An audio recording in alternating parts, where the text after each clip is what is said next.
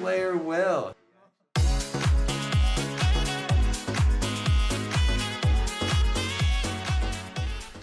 Welcome back, Visions fans. Ready Player Will here. This is some thoughts about the Gullwings Merrymaker, or the Rikku Vision card as we more commonly call it. I know it's a little bit late to get this video out, but this collab is still running for a couple weeks. We are still getting new information about Dagger on JP, and so if you've already pulled this card, hopefully this video can either make you feel good about doing so, or if you're still on the fence, maybe this can convince you why it's right or not right for your account and what your plans are. And so, kicking things off here per usual, let's look at the card itself. It's a job-based vision card that covers 4 different classes. It's Dagger and Ninja Blade, they've combined, Fist, Glove, and Sword Knight. And for the bestowed effects, there's 20% attack and 8 accuracy.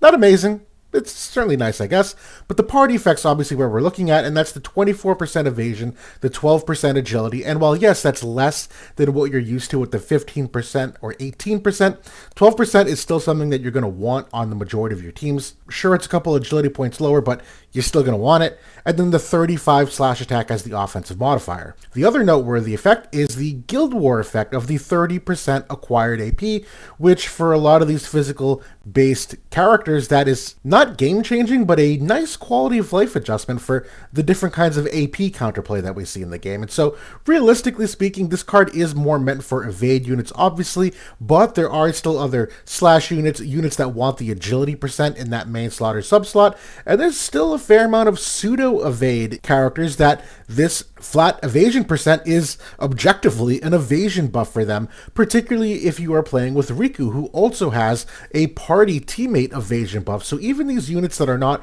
top tier evade, if they're in that lesser tier of evasion, this card still enables them in a pretty big way that most other jobs can't get at. And so let's look at this card from the agility percent conversation.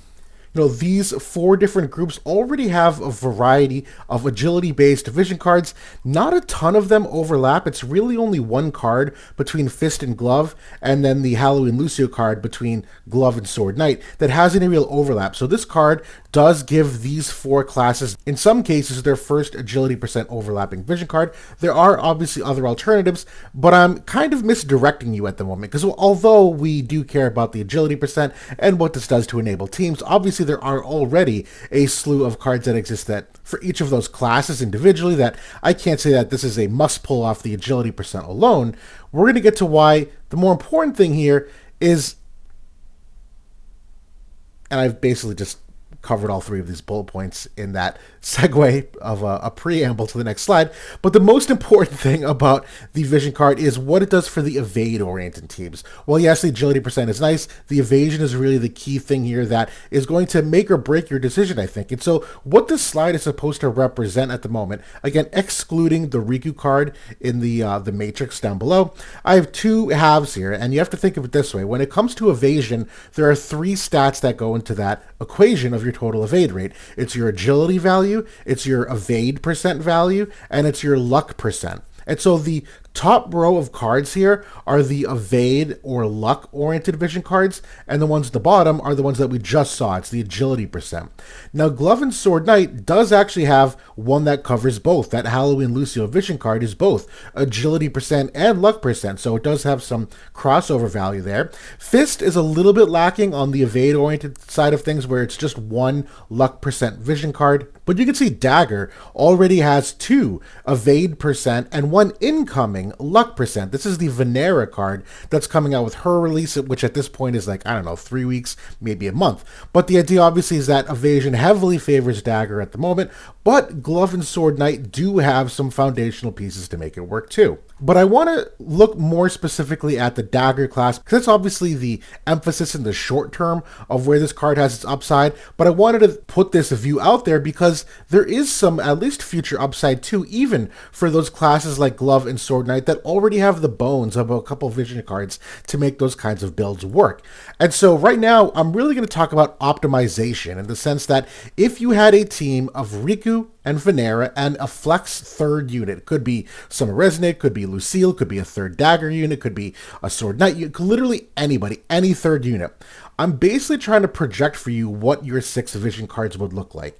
And so right now, the best in slot optimization of this evade team would be the Rikku card in the main slot. It would be the Venera card in the different slot on that second unit. And the third slot would either be the unit resistance, or you could go for a flex option. And we're going to talk, there's a ton of flex options actually. A lot of these times the evade teams don't really need all those stereotypical area res and unit res because they're based more on hit rates than they are taking damage and resisting damage. So you can actually flex some of these other cards in lieu of the pretty typical unit resistance, which is kind of like the triple crown of the stats that you look for in the main slot. But in this current team, the sub-slot vision cards would be either the Starlight Elena vision card or the Yuffie vision card. Both of those give evade percent as a sub-card. It really just depends what teams you're trying to mingle them with. The Secrets of the Heart is kind of a must here as that other luck percent vision card. And the third sub-slot would be some kind of agility percent vision card. You're always, no matter what, going to want agility in the main slot and sub-slot if you can help it, particularly for your evade units. And you have 5 different cards at the moment to choose from for these kind of rainbow dagger classes.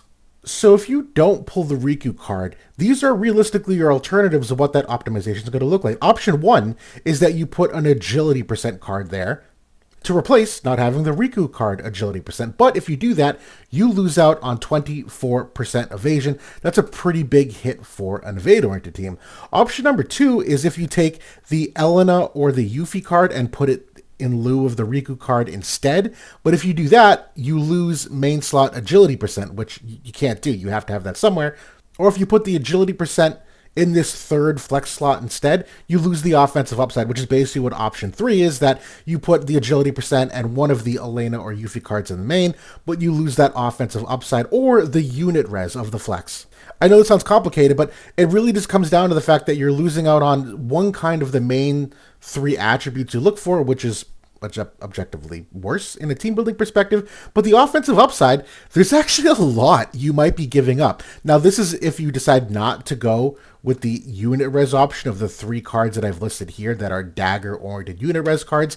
If you wanted to go for more of the offensive upside, you have 9 different really high quality cards that give you a range of anywhere from like 60% attack to 25 accuracy to the 16 to 24% missile res, which is very timely at the moment. You can get 35% slash res pen, 20 man killer, goes on, crit rate, crit damage, spirit, a whole bunch of other stats here that I'm not including. But if you don't have the Rikku card, it's going to be a lot harder to put one of those in there while maintaining the same level of overall evasion for your team. So, my general thoughts, this is obviously meant to enable evasion in a more consistent way, specifically for Dagger, who already has 3 other evade-related cards, where now they can mingle a little more in those rainbow teams. It does give Glove an evade angle too, which kind of already existed, although this is more of the pseudo-evade category. Most of those Glove units are not pure evade units, but we've seen units like the Earth Saddley with his base luck and even his blind status ailment be relatively in a good position to evade a handful of the time.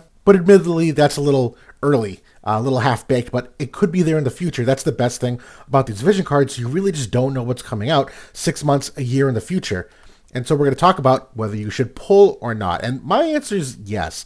Although the Dagger class does seem kind of niche, it's clearly getting a lot of emphasis for now. And if you're playing Rikku and Venera, this to me is a no-brainer to acquire because it's best in slot by a decent margin for those teams. And although the Starlight Elena card Fundamental Forces exists, that is a also semi-limited vision card and theoretically better suited for a sub-slot. And this, to me, this is a key card if you intend to play Evasion relatively competitively. Now, as mentioned, it does enable future Glove upside, considering they're the next closest class to like evade potential options in the vision card space, but still retains some good value even for Sword Knight, who has that Halloween Lucio vision card and is slash oriented. So if you remember, one of the modifiers on the party slot of this Rikku card is the 35 slash attack. Well, that's Sword Knight's wheelhouse. Those obviously tend to be slash oriented characters, whereas the Glove and the Fist do not. And the final point here, which to me is really the heaviest, most low-hanging fruit that I can point to, is that limited vision cards have proven their value over time. even if it doesn't make sense right now in the context of some of these matrices that I've shown, some of these weapon groups or teams that I've shown, you'll often see their value in the future as the game evolves and new units come out and as metas shift. All of a sudden, some of these stats have value when you didn't think they did today. So all of a sudden, these units that you didn't think were evade units suddenly are. And so for that reason, this falls in the yes category for me. But hopefully this is informative. Evasion is certainly something that's running around prevalently at the moment. It's not without counterplay, but that's the thing. This card is kind of a must if you want to avoid some of that counterplay. The agility percent and the evade on it are absolutely integral parts to building out that team to a competitive level. But I can't answer that question for you. That's really where you have to look at your account at the end of the day. And what is your goal? Are you playing for Venera? Are you getting her vision card also? Are you playing for Earth in general as an element where Rikku already might fit into that if it's a newer account? A lot of questions that I can't really answer, but hopefully I can enable a more informed decision for you. But that's it for now. Thanks for watching, everybody. I'll talk to you all soon.